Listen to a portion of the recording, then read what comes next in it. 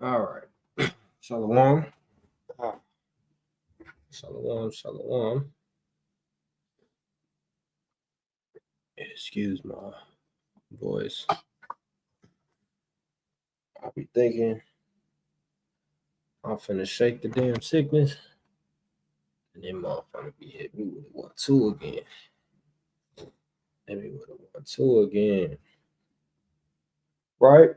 So, first and foremost, of course, I do want to give call halal Yahweh Basham Yahweh Shai. That's all praise to the Most High in the name of His only begotten Son, who the world immediately calls Jesus Christ. Right? Hopefully y'all doing well today. You know, hopefully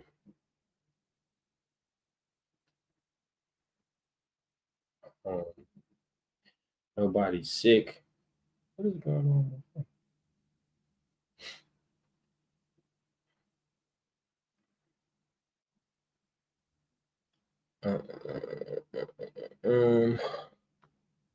Yeah, no. Shalom, shalom, Shabbat, shalom to those of y'all who celebrate the lunar Shabbat, and it's still the Shabbat. Is it about to rain outside? I hope it don't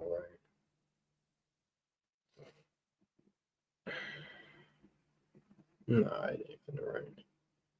Boy, it's gonna be windy as hell tonight. Right, so Daniel 12. Who Daniel 12? Daniel 8. Who here understands Daniel 8? Right? Don't go looking at it. I mean, you can, I ain't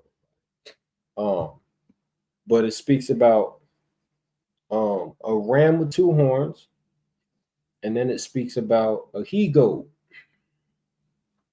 Who knows what the ram represents and what the he goat represents? I bought these highlighters for my Bible, but they seem to work better on notebook. Don't praises. That's what edification's for. Shalom, y'all. All right. Nobody knows Daniel 8. Well, all praises. Welcome to the channel. You know, hold on. Listen, I know, you know, people don't like the sniffles. I know they're annoying in videos, but I apologize. Y'all gonna have to endure through it. Right. But make sure that you go subscribe to the new channel, Tazarop SICARRI. I have just camp videos dropping right now. But I would pay very close attention because it's going to be a lot of different edification, right? It's not just going to be breakdowns. It's going to be a lot of other different edification going out on there. So make sure that y'all hit the subscribe button and then the bell notification, right? If you hit this once more, it says personalize or hit all, right? And you'll get all notifications, right? So make sure that y'all go subscribe to that. First video didn't do so bad. All right. So Daniel 8. All right, make sure y'all got y'all notebooks and y'all pens. We're gonna be getting into history. All right, we're gonna be getting into history. Right.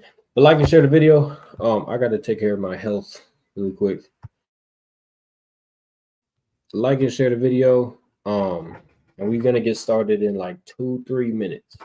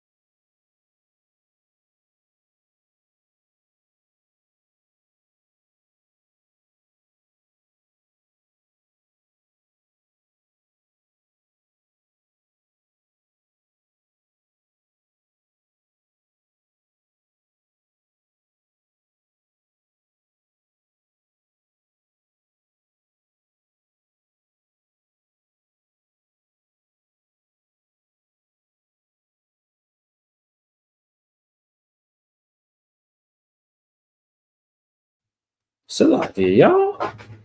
Sicarii, y'all. So yeah, let's get into this. You know, we're going to be speaking about the Greek Empire, the Achaemenid Empire, which is the Persian Empire, the Medo-Persian Empire. Who knows who the Persians are today? Who knows who they are? Does anybody know who the Persians are today? Yay, yay. Hey, big brother, look what I got on my. Man, I ain't wore this in the live for a minute, so I'm like, you know what? I feel like Gazad the Zealous finna show up on the live. Let me make sure that I ain't lagging. Right? Make sure y'all subscribe to SICARRI Riverside. Right? If you haven't already, make sure y'all subscribe to SICARRI Riverside and Tazarop SICARRI on YouTube. You can follow me on Iran. Boom. Who are the Medes today? I know tribe of Africa that came from Persia. What tribe of Africa came from Persia? Who knows who the Medes are? No looking and no cheating either. No cheating. Hey.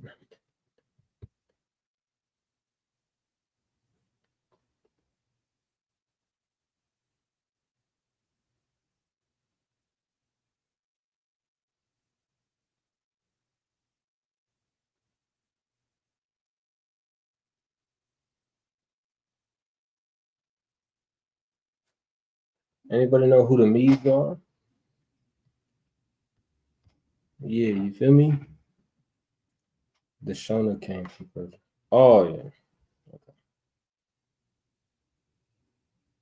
I gotta do more research on that.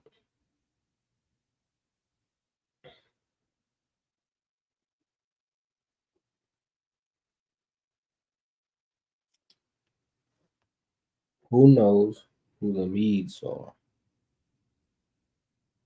Somebody gotta know.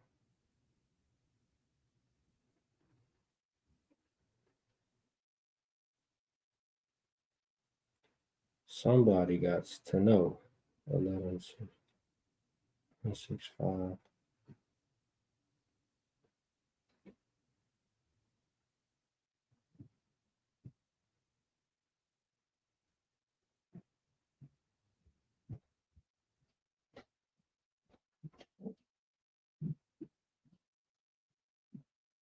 Afghan. No. I'll show y'all. Let me show you.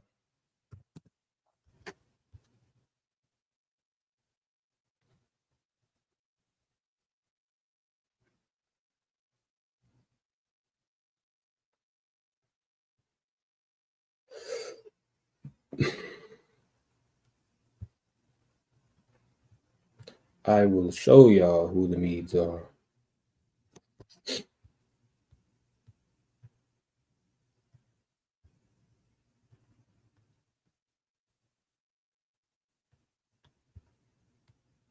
So there's two places.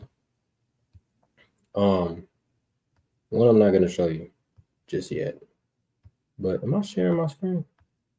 Nope. Slide here, y'all. So in Daniel 9:1, it says, in the first year of Darius, the son of Ahasuerus, of the seed of the Medes, which was made king over the realm of the Chaldeans, right? When you go into this word Medes, so Medes goes back to the word Madai, right? Madai, right? Or Media, right? Which simply means just middle land. But it says a people descending from the son Japheth and who inhabited the territory of Media, right? So see, these are Japhetic people. Now,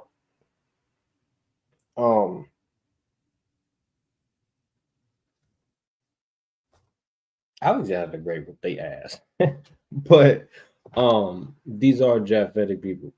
Does anybody know who the Japhetic people today are? You can also purchase the beanie off.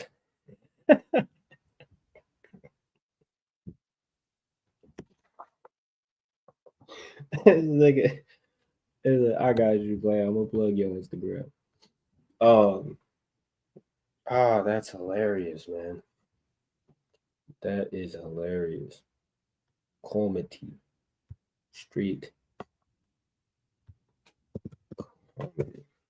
Let me purchase the beanie. 1016. All right, this is where that hoodie came from. Right, 1016. I also got one on the way. So whenever I get that, that'll be shown as well. But this is where you can get your exclusive 1016 hoodies, top quality. I mean, around the cuffs, top quality.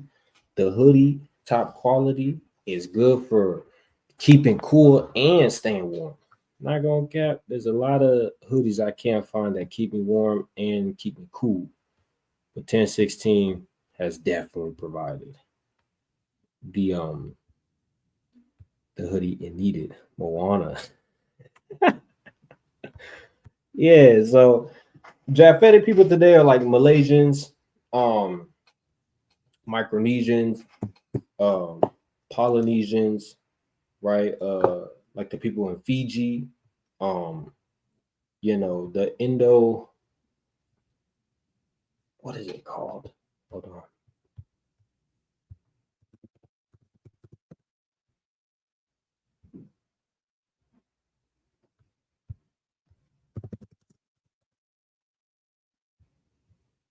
There's a word I'm looking for, and it's for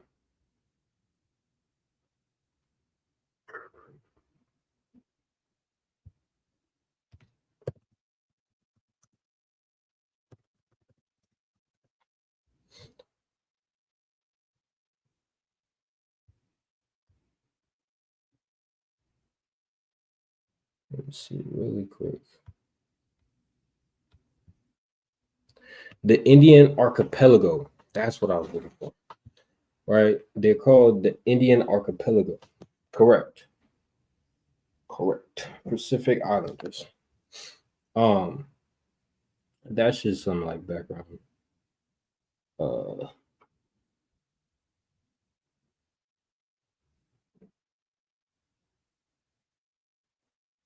information.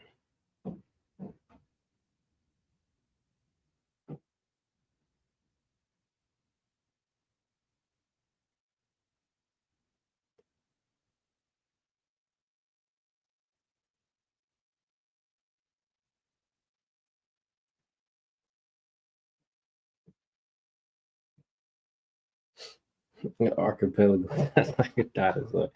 Nah, it's a cool little region, right? And that word, this is way off topic, but the word Japheth, I believe the Aramaic meaning means beautiful. Let me see. Japheth.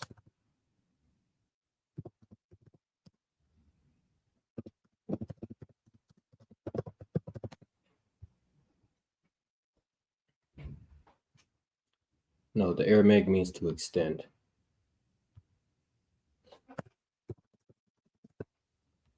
Which is true. The Hebrew um could mean beauty, right? Which the people are beautiful. I'm not gonna sit up here and cap. They just have their own reason why they're not the chosen people. um, let's see. 1, 2, 3.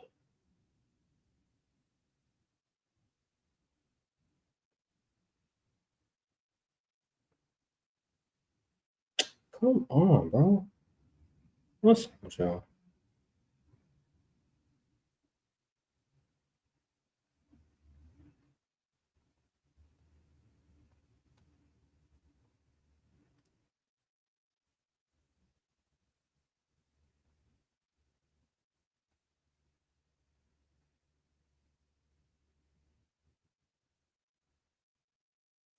Shalom, shalom, shalom.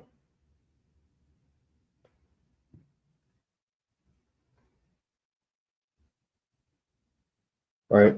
So, um,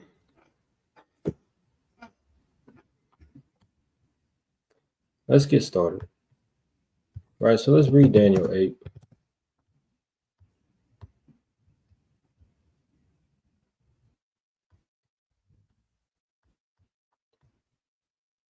Daniel 8.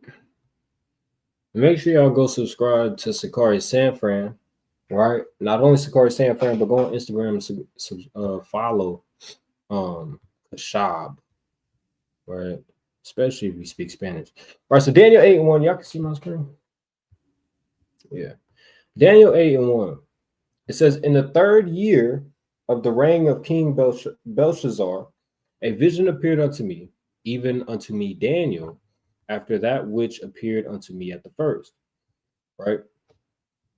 And I saw in a vision, and it came to pass when I saw that I was at Shushan in the palace, which is in the province of Elam, and I saw a vision, and I was by the river Ulai, right? So it's important because we know that when we be having dreams, usually what we're surrounded by is in our dream, right? So if you're having a dream where a movie's playing, the noise from that movie will probably end up in your dream. And it's the same thing with like an alarm clock. You'll hear your alarm in your dream, and then it'll just keep going off and it annoys the hell out you, right? But Daniel's sleeping by the river, or he fell asleep by the river, or he's in a vision by the river, which is through the spirit, because that river is going to play a part in his vision, right? So verse 3, then I lifted up mine eyes and saw, and behold, there stood before the river a ram which had 2 horns, and the 2 horns were high, but one was higher than the other, and the higher came up last. Does anybody know what this ram, what this ram is that has 2 horns? I got too many tabs open. Lord in Christ. I don't need this. I need that. All right. Shalom. Who knows what this ram is? I should have got my drink out the fridge. I was born by the river. It's hilarious.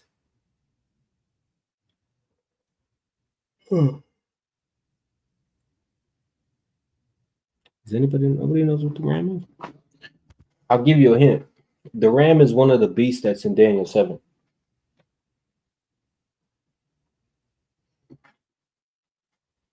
The ram is one of the beasts that is in chapter 7.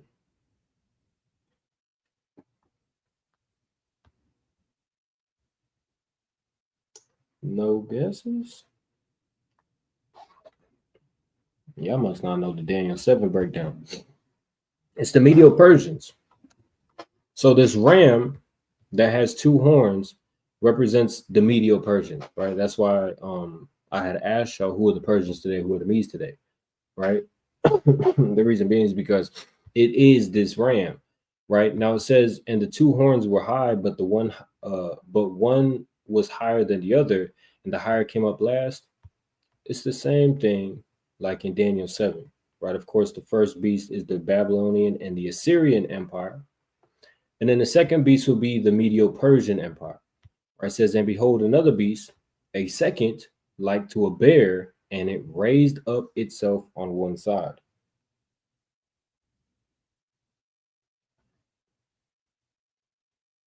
Okay. That's what we just talked about. Why are you telling me again? And it raised up itself on one side, and had 3 ribs in its mouth of it, or in the mouth of it, between the teeth of it, and it said thus unto it, arise, devour much flesh. Right? So the bear that is in Daniel 7 and 5 is the Medo-Persians, right? And the reason why it was lifted up on one side is because the Persians were stronger than the Medes, right? They were much more powerful than the Medes. right? But the Medes played a part in helping them get a lot of victories, right? So now pay attention, because it also says, arise, devour much flesh, right? That's gonna be important. So going back to Daniel 8, right? It says, and the two horns were high, but one was higher than the other, and the higher came up last. Verse 4, and I saw the ram pushing westward and northward and southward, right? Who knows what this is representing, right? The ram pushing westward, northward, and southward.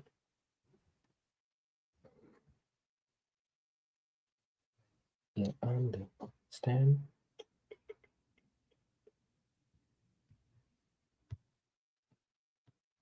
Who knows? Who knows? Who knows? Who knows? Let me pull up this map. Where is the damn? Okay.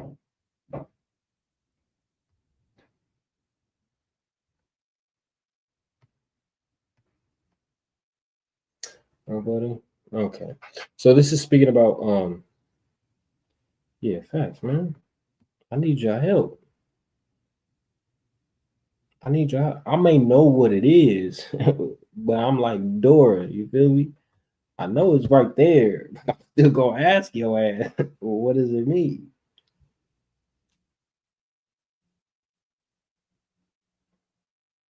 The kingdom expansion. Boom. The kingdom expansion. Right. Now we're gonna take a look. So how do I get you out here? Okay. Right. So the Persian Empire was right here, right, in this area, right, where modern day Iran is. So their expansion was definitely in the Caucasus Mountains, most definitely in the Levant area. They didn't conquer. Can you get out the way? They didn't conquer, you know, much of the Arabian Peninsula, or the Indochina area, right? So the Indochina is from like India to China, right? It's like this whole little area. Um, the Arabian Peninsula is right here. They conquered. Yeah, it's not even the Magheb area either. The Magheb area is this area: Tunisia, Algeria, Morocco, parts of Libya. You know, the Western Sahara. They didn't conquer that area. They didn't conquer the Balkan areas, which is right here, from Greece to Serbia. They didn't really conquer that area. Bulgaria, though, yes, they conquered parts of Bulgaria, right? So their expansion was the Central Asia, which is like parts of Pakistan, Afghanistan, Uzbekistan, Turkestan, Turkmenistan, definitely parts of this Central Asia, the Levant, of course, the Caucasus Mountains up here, um, and this whole area, right? Let me just pull up a picture. Let me just help you out. All right. This won't work. Right. So this was its area. Right. As you see, it conquered a little bit over here on the western part or on the eastern part. Um, and up here. Right. That's where like Bulgaria is. Greece is right here. Serbia is up here. You got the Caucasus Mountains. You know. So when it said westward, northward, and southward, that's what they conquered, right?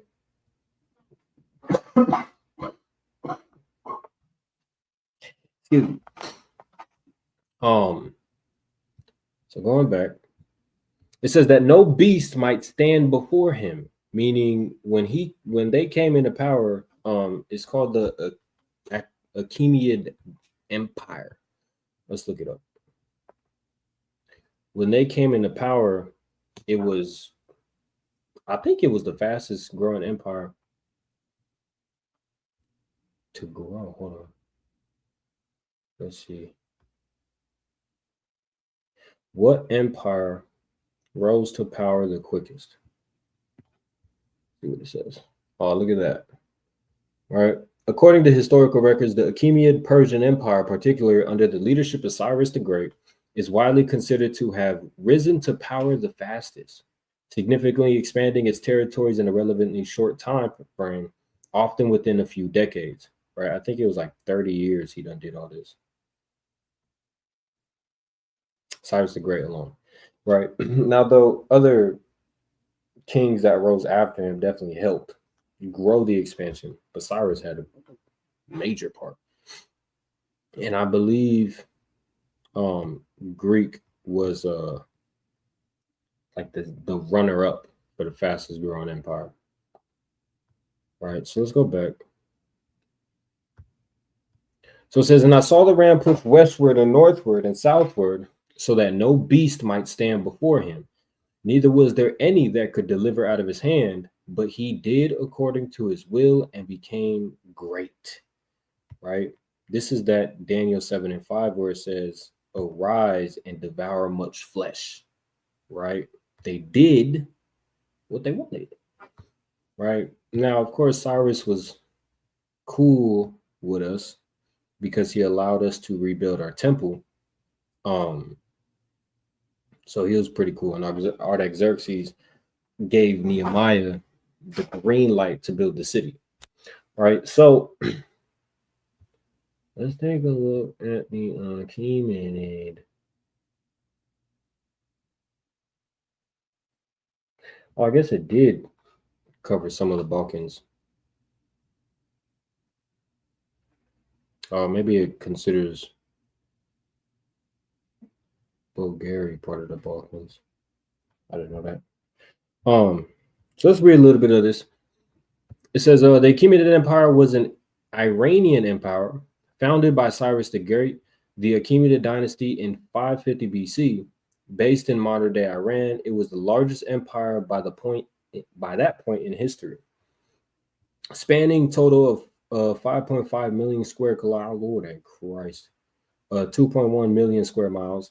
The empire spanned from the Balkans and Egypt in the west, most of West Asia, the majority of Central Asia to the northeast, and the Indus Valley to the southeast. Right. So mind you, it mentions west, it mentions north, then it mentions south.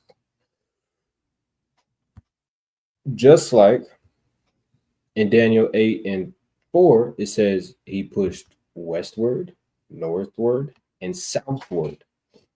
Right. Same movement as the Achaemenid Empire. Right. So it says around the 7th century BC, the region of Persis in the southwestern portion of the Iranian. Okay. I want history. Right. So, okay.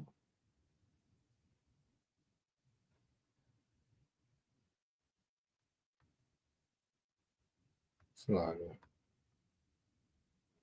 I didn't put no. One other tribes depend on my years. Okay, I'm gonna get this in a second. Right. So let's read verse 5.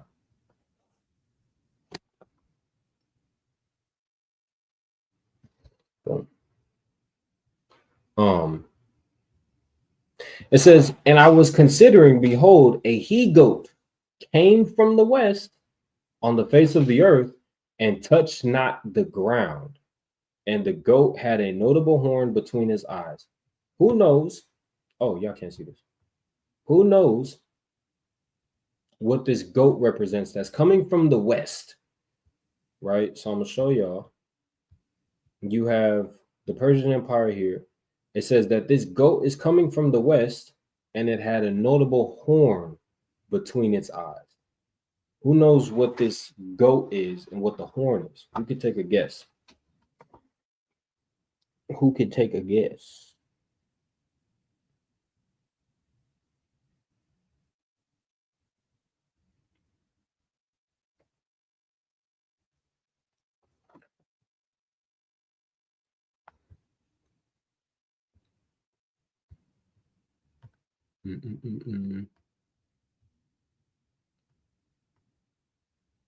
Who can take a guess as to who this goat is? This he goat that is coming from the west.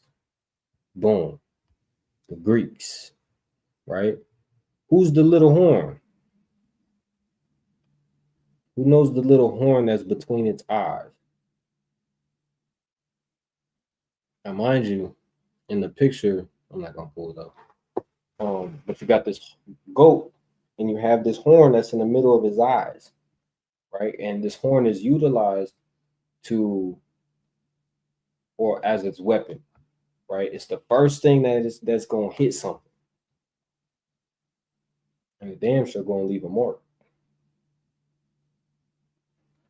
Who knows what the horn is, or who the horn is?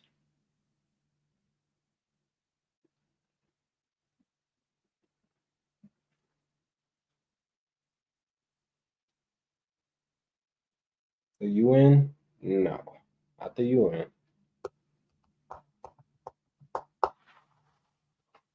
It will be Alexander the Great. Right? Watch this.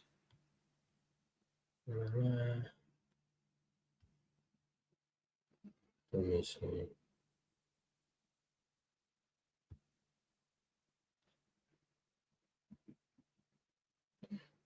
All right, so it speaks about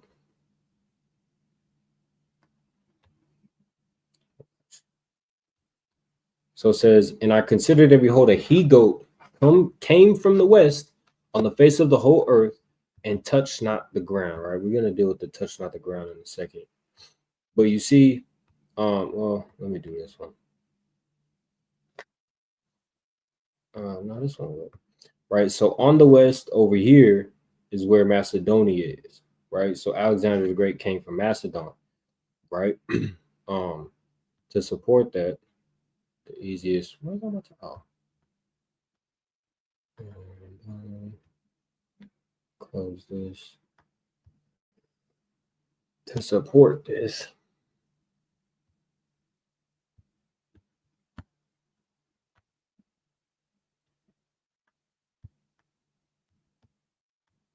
all right, First Maccabees 1:1, and it came to pass after that Alexander, the son of Philip, the Macedonian, who came out of the land of Chittim and had smitten King Darius, king of the Persians and Medes, that he reigned in his stead the first over Greece.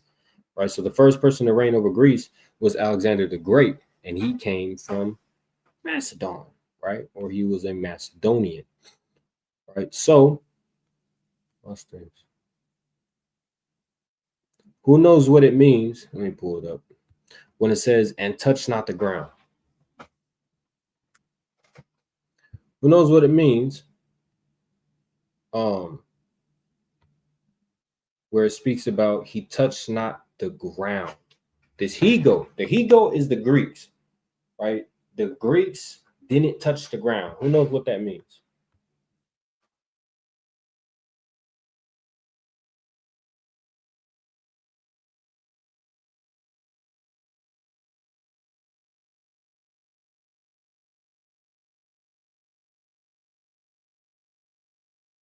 Ugh.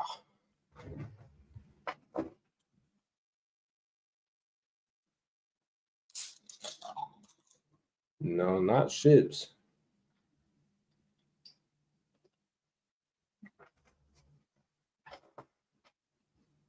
Boy, Mexican juice so far. It's so far, right?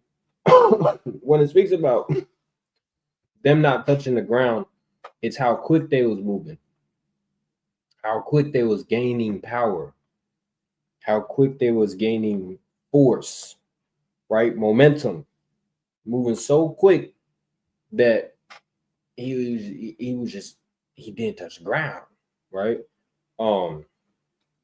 It's like if you got like an extremely fast dog and you just watch him run across the field, it almost looks like he's not touching the ground. He's just moving so quick, right? Just boom, boom, boom, boom, boom, right?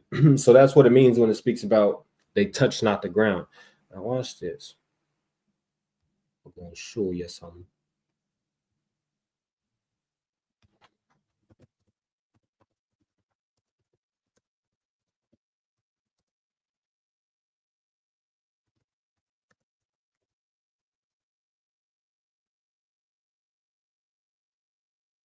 So I'll show you something. The defeat, which we're going to get in a second, I'm not going to rush it, but the defeat that Alexander did to take over the Medo-Persian Empire was in 331 BC, right? Circa. So 331 BC circa is when Alexander defeated the Medo-Persians. Like, that was the end of it, right? His first battle, though, was in 334 BC, right? His first major battle, I should say. His first major battle was in 334 BC, right? That was the battle of, what is it called? The Battle of Granicus, right? That was in May 334 BC, right? So it lets you know, just in 3 years of his major battle, he defeated the Medo-Persians, which was the #1 empire at the time, right? Shows you how quickly he was moving. Watch this. So it says,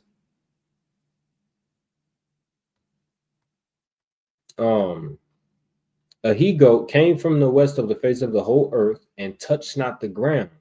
And the goat had a notable horn between his eyes. And he came to the ram that had 2 horns, which I had seen standing before the river, which is important, and ran unto him in the fury of his power. Meaning, this little he-goat had some strength with him, right? Of course, fury means heat, rage, hot displeasure, indignation, anger, wrath, poison, and power simply means strength, right? But I'm gonna read the next verse. It says, and I saw him come close unto the ram, and he was moved with choler against him, right? So he had anger against this ram, right? So the Greeks did not like the Medo-Persians, okay? They had beef. Now, though Alexander the Great did take on some of the culture and customs of the Persians, that animosity that they had between each other was always there. Right? They had many battles where the Persians and the Medes just completely whooped the Greeks behind.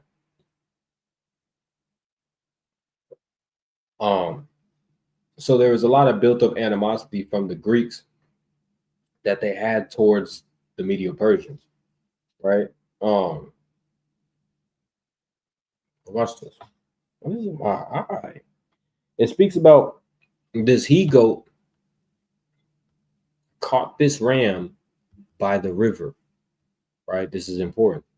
And so the ram was by the river, and the he-goat caught him, and it says, and he was moved with choler against him, and smote the ram, and brake his 2 horns. And there was no power in the ram to stand before him, but he cast him down to the ground and stamped upon him. And there was none that could deliver the ram out of his hand. Meaning this he-goat completely destroyed the ram when he seen him. Right before the river. Right? Does anybody know what this is in significance of? This is speaking about something very specific that happened in history.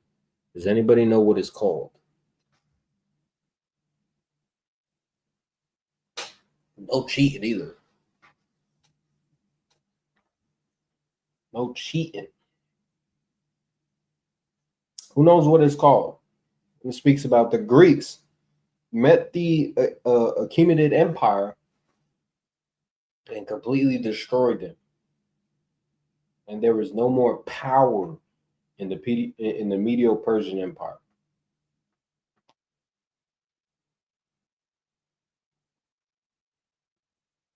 Who knows what it's talking about?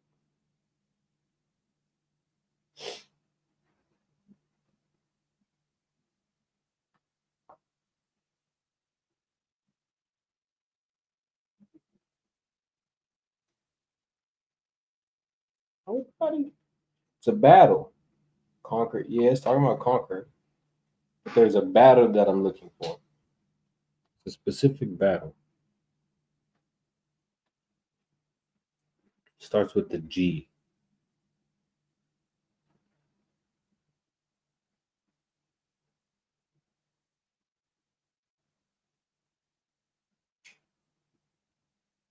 If I ever go bald, ain't nobody touching the back of my head like that. If I ever go bald, you touch my head like this, you grip, you just, it sounds like, yeah, we're gonna have to get down for sure. I can't get down like that. It's called the Battle of Gaugamela, right? It's a funky name, but that's what it's called. It's called the Battle of Gaugamela. I'm gonna show y'all. Boom. The Battle of Gaugamela, right? This is important because remember, it speaks about this ram, which is the Medo-Persians, was by the river, which again, Daniel was actually by the river. And the he-goat, which is the Greeks, ran up to the ram and completely destroyed it. Right. So let's read about the Battle of Gaugamela. It says, Gaugamela, or the Camel's House, also called the Battle of Arbela, took place in 331 BC. Right, between the forces of the army of Macedon under Alexander the Great and the Persian army under King Darius III. It was a second and final battle between the two kings and is considered to be the final blow to the Achaemenid Empire.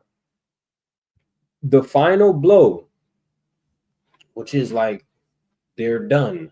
There's a KO. They was defeated. Their empire is finished. Says is the Battle of Gaugamela, right? Because the Achaemenid Empire is the Medo-Persian Empire, right? So it says, resulting in its complete conquest by Alexander. The fighting took place in Gaugamela, a village on the banks of the river Bumados, or Bumados, right? North of Arbela, modern day Erbil in Iraq, Kurdistan. This fight took place in a village that was by a river, which is where we see Daniel 8. We see the ram was before the river and was ran over by the he-goat, which is the Greeks. So where's it at? Right, and it speaks about it is the final blow to the Achaemenid Empire, right? Ooh. Right, and we see here that's the Achaemenid Empire, right? So they came from the west and they ran quickly all the way to fight at the battle that was around here somewhere, I believe, around here somewhere, which is by the riverbanks. So they ran quickly towards them and trampled on them, right? It says the fighting took place in Gaugamela, a village on the banks of the river Bumados, north of Arbela, modern day Erbil in Iraq, Kurdistan, right? It shows us, right? Which is right here, boom. It says, despite being heavily outnumbered, the army of Macedon emerged victorious due to the employment of superior tactics and clever usage of light infantry forces. It was decisive. It was a decisive victory for the League of Corinth, and it led to the fall of the Achaemenid Empire and of Darius III. In November 333 BC, King Darius III had lost the Battle of Issus to Alexander the Great, which resulted in subsequent capture of his wife, his mother, and his two daughters. Right, we could read about this, but there's not really. I mean, this is just for like historical, notes. So if y'all want to read about this, of course, you could search up the Battle of Gaugamela, right? Because we're not gonna read all that. All right, so let's go back. So Everybody understand so far? So if somebody walks up and is like, hey man, in Daniel 8, the ram represents the Romans, and then the he-goat represents Yahushua. Yeah, I hope y'all able to defend it. Right? I don't think I've never heard that before. But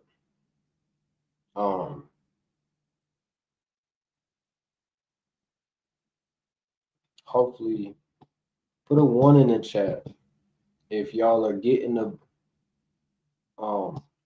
breakdown so far.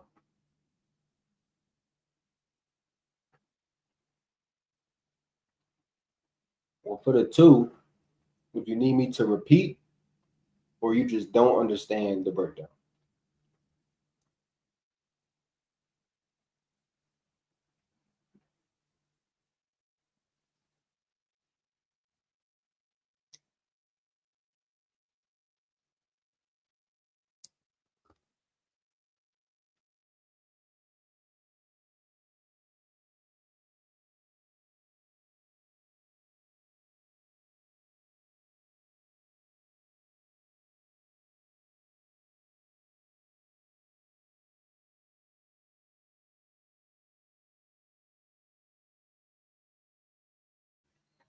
Okay, all praises, all praises. So let's go back.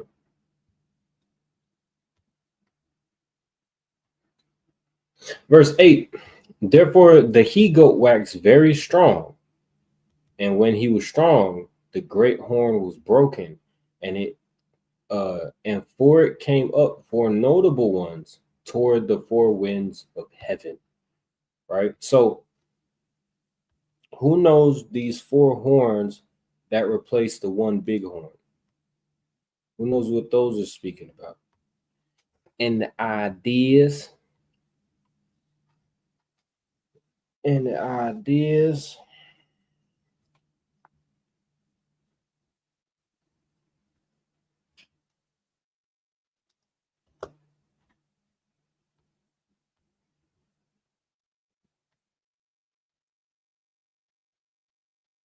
I ain't did it. I've been doing a lot of breakdowns. I ain't did a debate in a minute. Let me set up a debate. I think that'll be good. But this time, what is this? Sleeping Lion. The split of empire to his generals. Yes. The split of the empire to his generals. Right? They're called the Diadochi. Take a look at the Diadochi.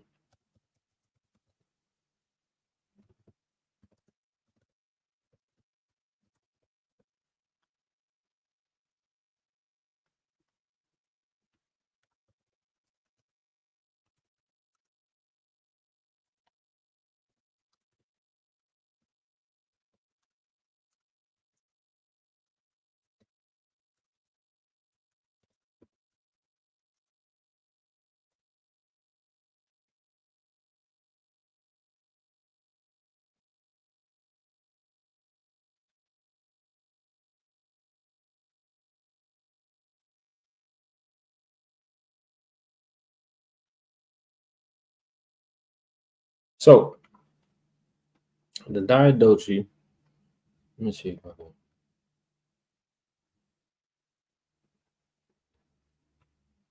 Put this up.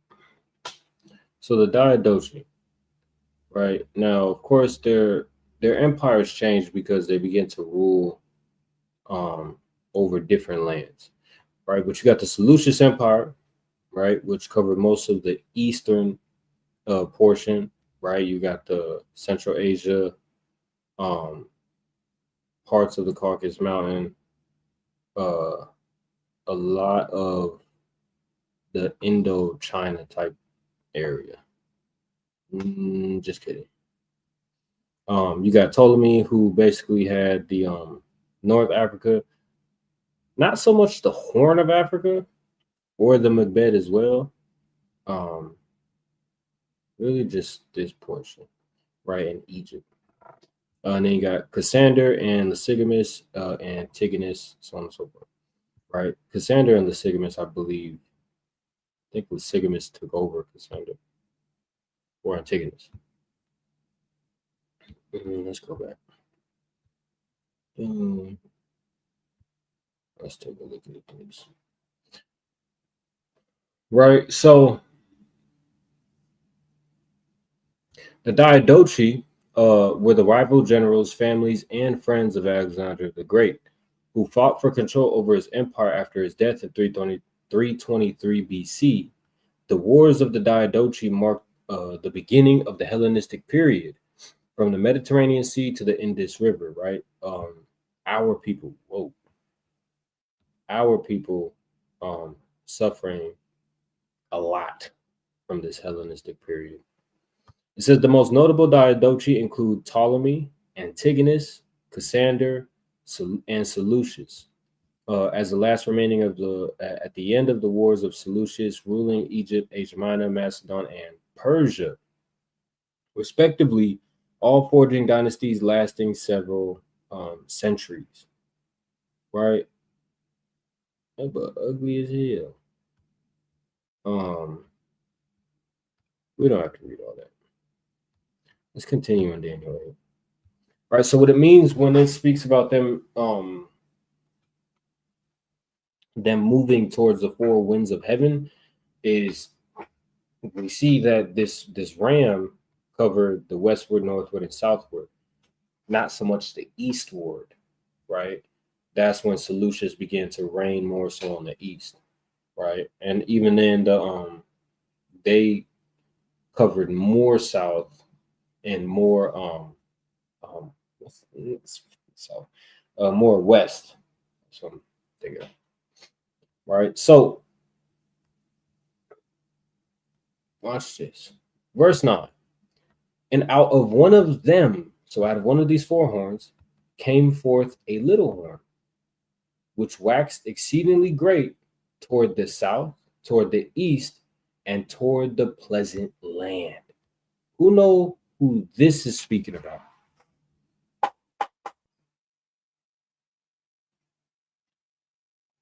He waxed great toward the south, toward the east, and toward the pleasant land. So he would have to be coming from the Seleucid Empire or Seleucid Empire. Who knows who this is speaking about?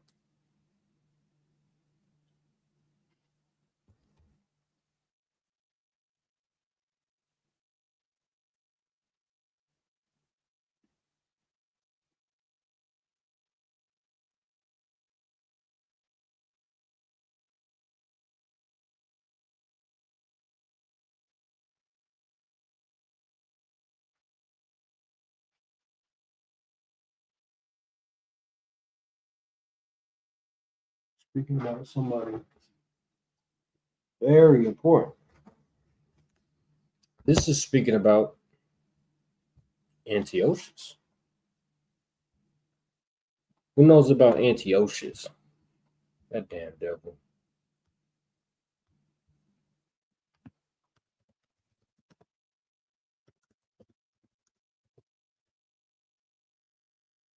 Let's go to First Maccabees 1. Read it in the GNT because it breaks it up in portions. Right. So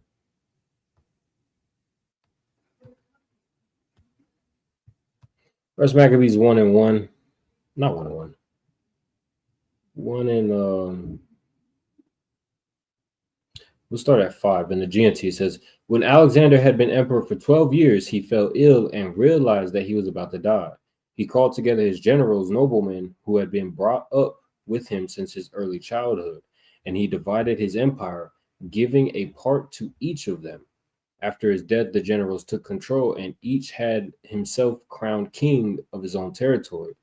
The descendants of these kings ruled for many generations and brought a great deal of misery on the world. Right? So it says, the wicked ruler Antiochus Epiphanes, son of King Antiochus III of Syria, which is where Seleucid Empire was. It says, was a descendant of one of Alexander's generals. Antiochus Epiphanes had been a hostage in Rome before he became king of Syria in the year 137. Right? Let's get down.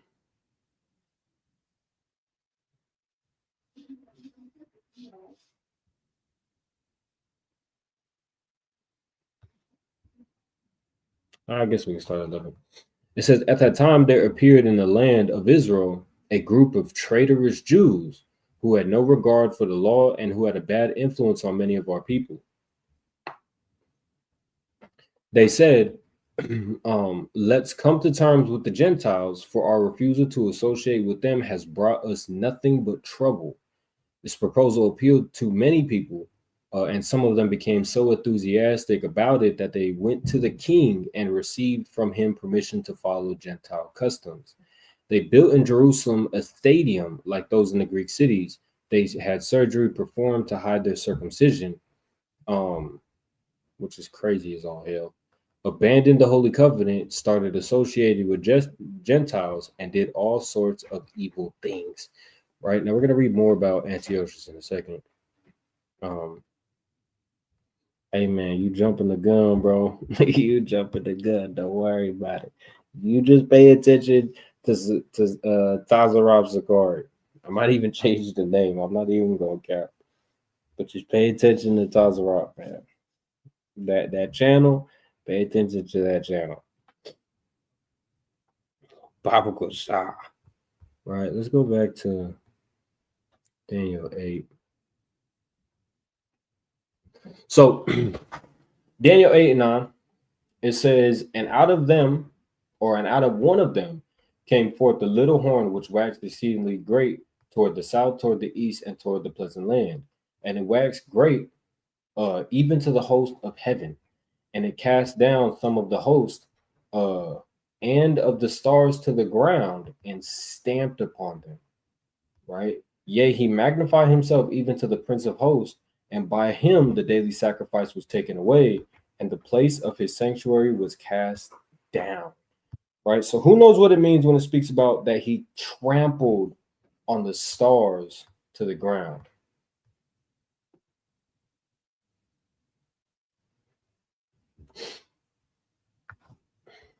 Who knows when it speaks about that this little horn, which is Antiochus, trampled on the stars?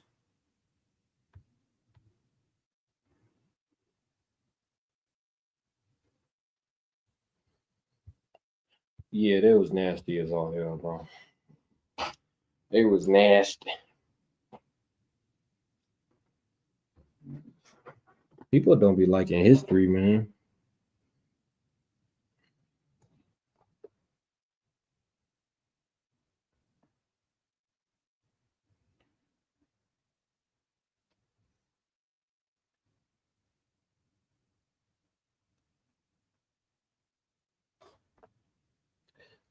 This is speaking about the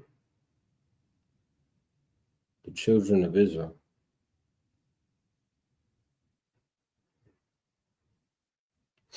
Right. There's two places, because again, it speaks about him. He was ruler over this pleasant land. Right. Let me show you. See right here toward the pleasant land. It says, and he waxed great even to the host of heaven. Let's read this in the NLT. Right, it says, its power reached to the heavens, where it attacked the heavenly army, throwing some of the heavenly beings and some of the stars to the ground and trampling them. Let's read this.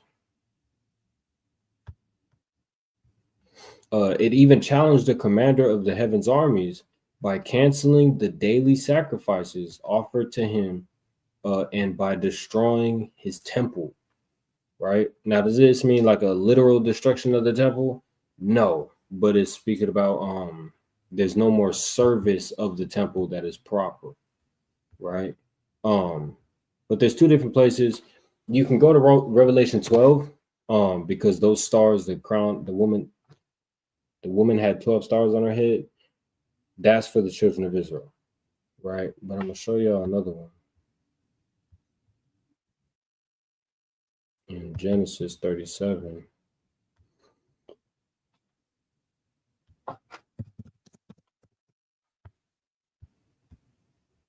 Genesis 37 and 9. So it says, and he dreamed yet another dream and told it his brethren, right? This is Joseph having a dream, and said, behold, I have dreamed a dream more, and behold, the sun and the moon and the 11 stars made obeisance to me, right? So the 11 stars will be his brothers, and that 12th star will be himself, right? The 12 children of Jacob, right? So we go back to Daniel 8. This is speaking about Antiochus trampling on us and then destroying our temple, right? Let's go back to First Maccabees. All right, Antiochus, King Ptolemy.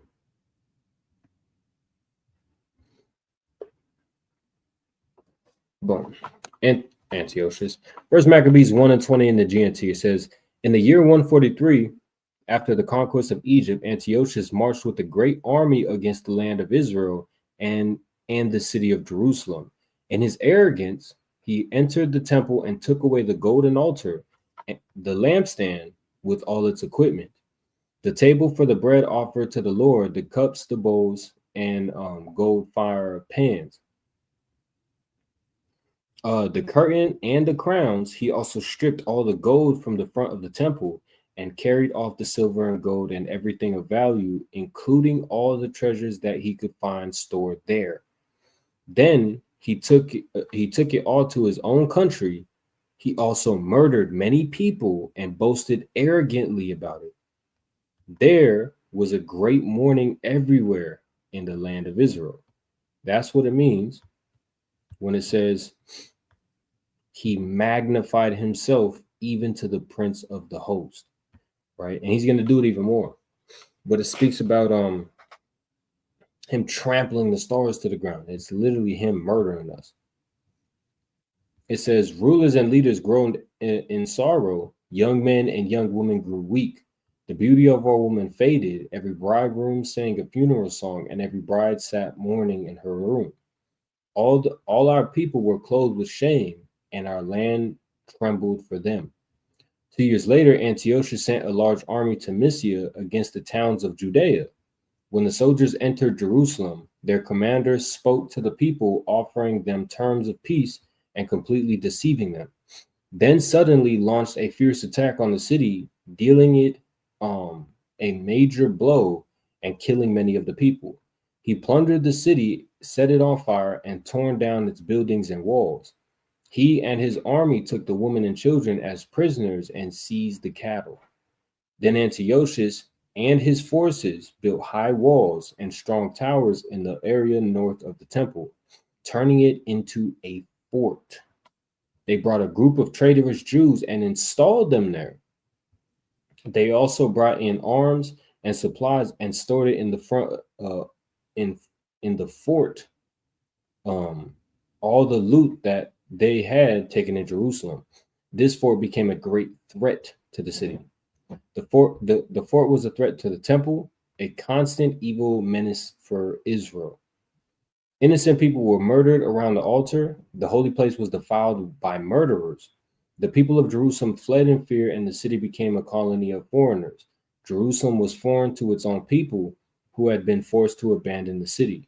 Her temple was as empty as a wilderness. Her festivals were turned into days of mourning, her Sabbath joy into shame. Her honor became an object of ridicule. Her shame was great as her former glory, and her pride was turned into deepest mourning. This is literally just speaking about the first abomination of desolation. Our temple is literally destroyed, right? Our city is destroyed, not completely destroyed, but just overruled by heathens. And Antiochus is the beginning of all of it. All right. So going back, It says, Antiochus now issued a decree that all nations in his empire should abandon their own customs and become one people. All the Gentiles and even many of the Israelites submitted to this decree. They adopted the official pagan religion, offered sacrifice to idols, and no longer observed the Sabbath. Right? The king also sent messengers with a decree to Jerusalem and to all the towns of Judea, ordering the people to follow customs that were foreign to the country, meaning we cannot run it our way. We have to run it Antiochus's way. He ordered them not to offer burnt offerings, grain offerings, or wine offerings in the temple, and commanded them to treat Sabbath and festivals as ordinary work days, meaning do not celebrate your Sabbaths or your festivals. To you, they're just another day in another week where you got to go to work. They were ordered to defile the temple and the holy things in it.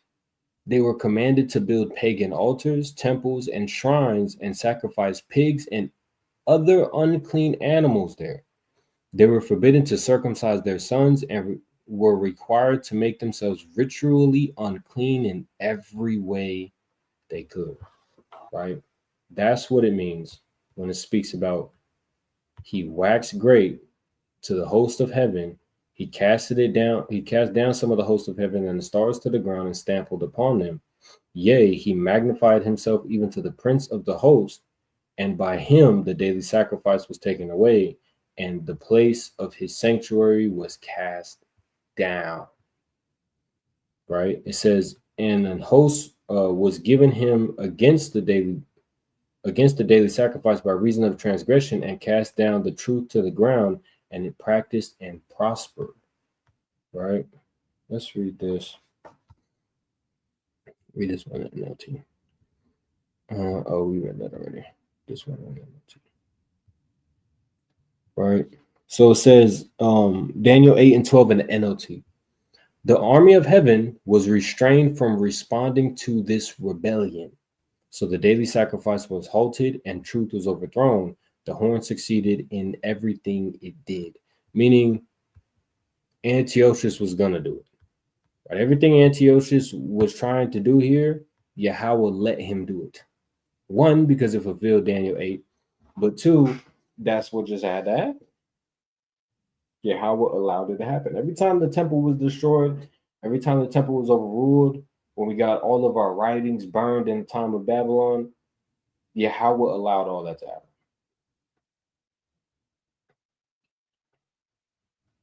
Because of us. We wicked as hell. Right?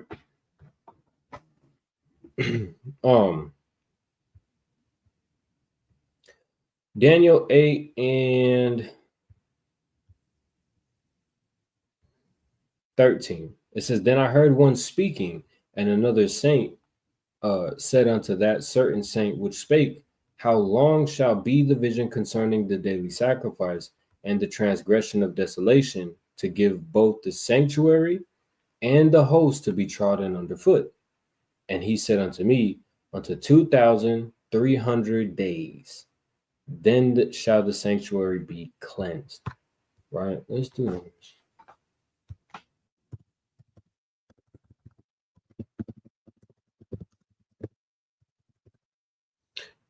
All right, so if you take a calculator, let's do this. So you got 2,300. Yeah, I see it. Divided by 360. All right, because we got 30 days in a month, so a month. I get the point. 360. Do what you get. So if you take 2,300 divided by 360, you get about 6.3 years, right? Rounded up to 6.4. So it's about 6.5 years, all right, which is dead smacking between 6 or 7, right? So look at that.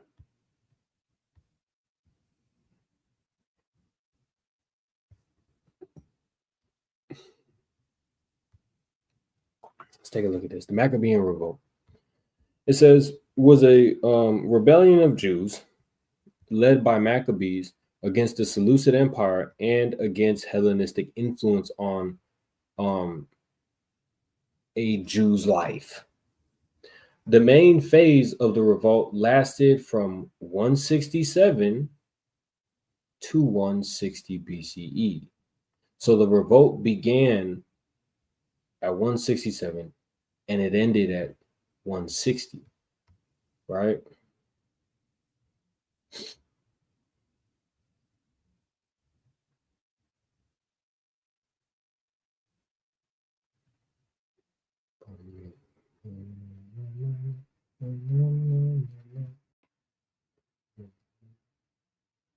Slow. I was looking at something. Which is 7 years, right? And ended with the Seleucids in control of Judea, but conflict between the Maccabees, Hellenized Jews, and Seleucid continued until 134 BC, right? With the Maccabees eventually attaining independence, the Jewish revolt had a great impact on Jewish nationalism as an example of successful campaign to establish political independence and resist governmental anti-Jews suppression, right? Man, y'all wasn't able to see that. It's all good. So let's go back to Daniel 8. Verse 15. And it came to pass when even I, Daniel, had seen the vision and sought for the meaning, then behold, there stood before me as the appearance of a man. And I heard a man's voice between the banks of Ulai, which called and said, Gabriel, make this man to understand the vision. So he came near where I stood, and when he came, I was afraid and fell upon my face. But he said unto me, understand, O son of man, for at the time of the end shall be the vision. Now, as he was speaking with me, I was in the deep sleep on my face toward the ground, but he touched me and set me upright. And he said, hold on, okay, bro. All right. So the ram's identity, it literally tells you later on in the chapter. The ram which thou sawest having two horns are the kings of Media and Persia. Verse 21. And the rough goat is the king of Grecia, and the great horn that is between his eyes is the first king, which would be Alexander the Great. Now that being broken off, wherefore four stood up for it, for a kingdom shall stand up out of the nation, but not in his power, meaning it's going to go to the generals.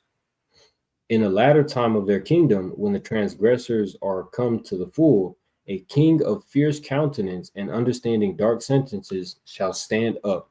Who knows what it means when it speaks about understanding dark sentences? Y'all still wasn't even able to see the damn screen. Who knows what it means when it speaks about that? Antiochus understood dark sentences.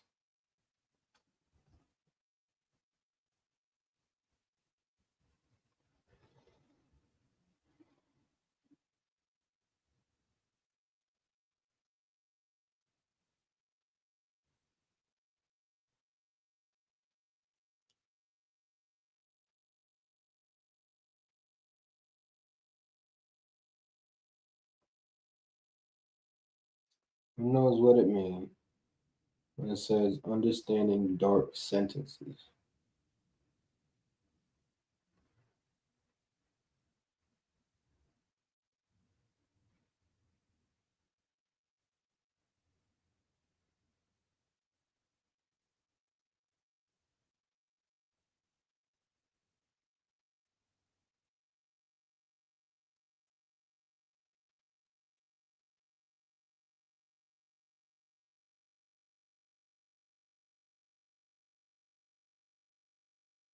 It means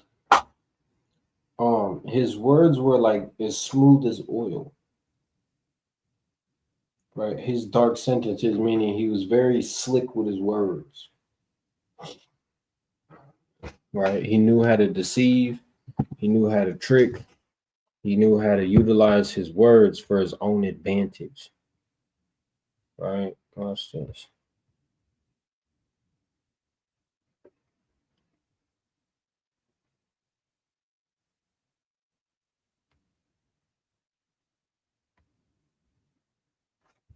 Let's see if I can find it.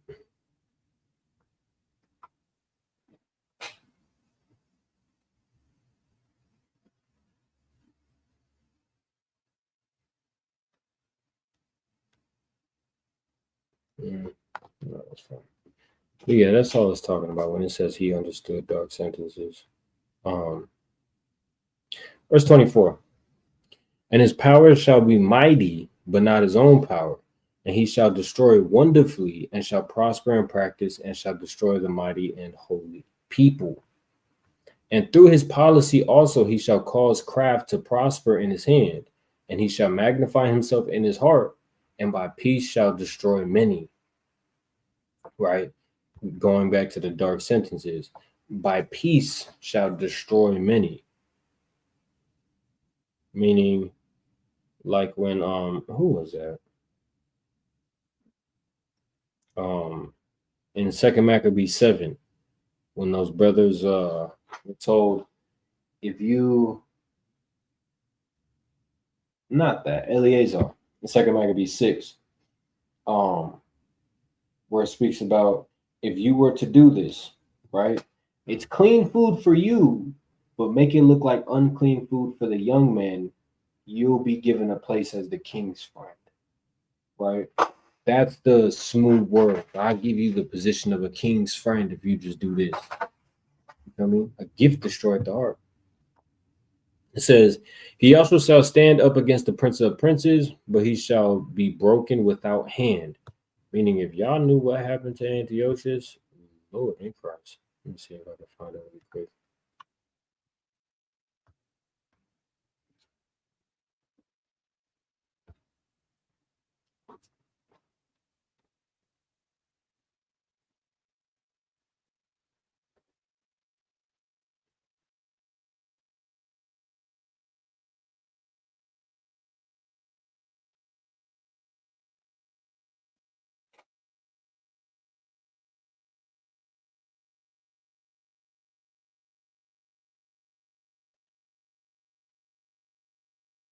Watch.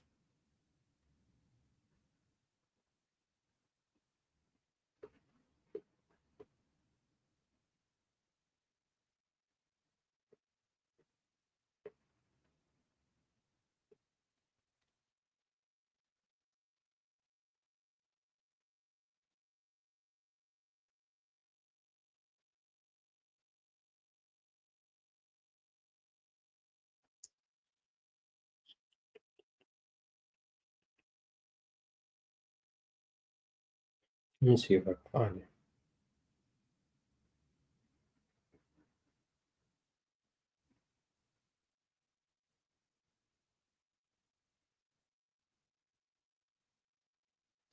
Okay, cool.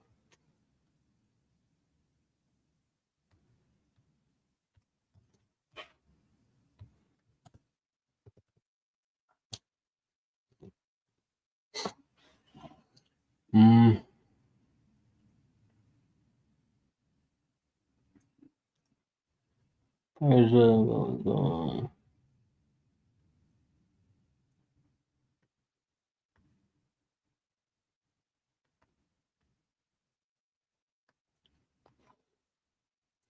that part dumbfounded he was terribly shaken. Watch this. First Maccabees 6 and 5 in the GNT, it says, in Persia, a messenger reached him with the news that the armies he had sent into Judea had been defeated. Lysias and his strong army had been forced to flee from the Jews, who were now reinforced by the additional weapons, supplies, and loot they had taken from the defeated armies. The Jews had pulled down the thing they called the Jews had pulled down the thing they called, what just happened? The awful horror that Antiochus had built on the altar in Jerusalem. They had also surrounded the temple with high walls, as it had been before. and they had taken and fortified the town of Bethzer, one of the king's own towns. When the king heard this report, he was so dumbfounded and terribly shaken that he went to bed in a fit of deep depression because things had not turned out the way as he had hoped. He remained ill for a long time as waves of despair swept over him, until he finally realized that he was going to die. He called together all those to whom he had given the title, friends of the king, and said to them, I cannot sleep, and my heart is broken with grief and worry. At first, I asked myself why these great waves of trouble were sweeping over me, since I have been kind and well liked during my reign. This nigga bullshit. But when I remembered the wrongs I did in Jerusalem, when I took all the silver and gold objects from the temple and tried without any good reason to destroy the inhabitants of Judea, I know this is why all these terrible things have happened to me, and I am about to die in deep despair. Here is the foreign land. This weak ass nigga can't take a little bit of tribulation. All praises. Verse 14. Then he called Philip, one of his most trusted advisors, and put him in charge of his own empire. He gave him his crown, robe, and official king ring, and authorized him to educate his son Antiochus V and bring him up to be king. King Antiochus died there in the year 149. So going back to Daniel 8, it says,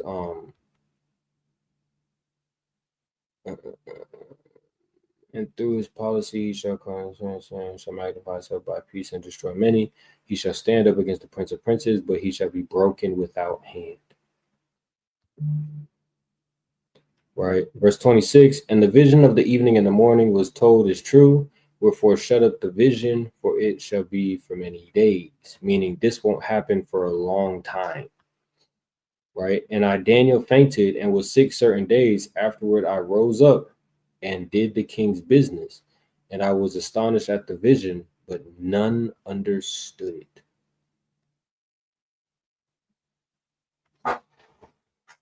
That's Daniel 8. That's Daniel 8. Right? That is the prophetic vision of Daniel 8. All right, shalom, okay? Any questions?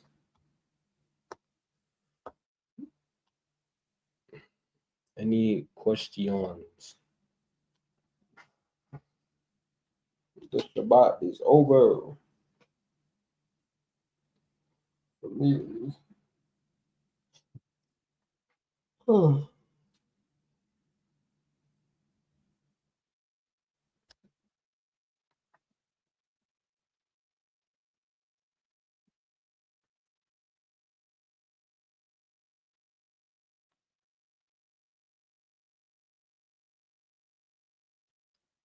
What is this supposed to?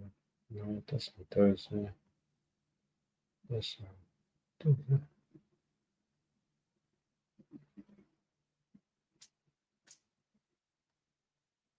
Okay.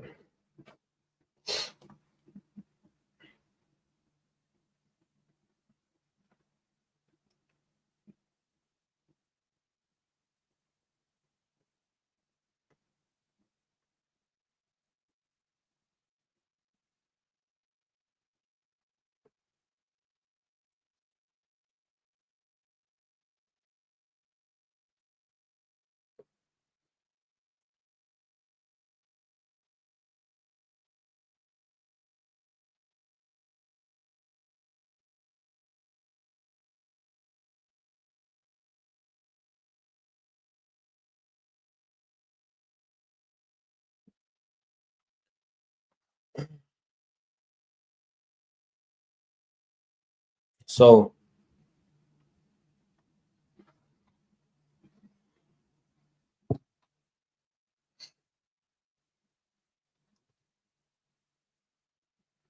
okay, so if there's no questions, throw out, King. If there's no questions, we're probably gonna end this one.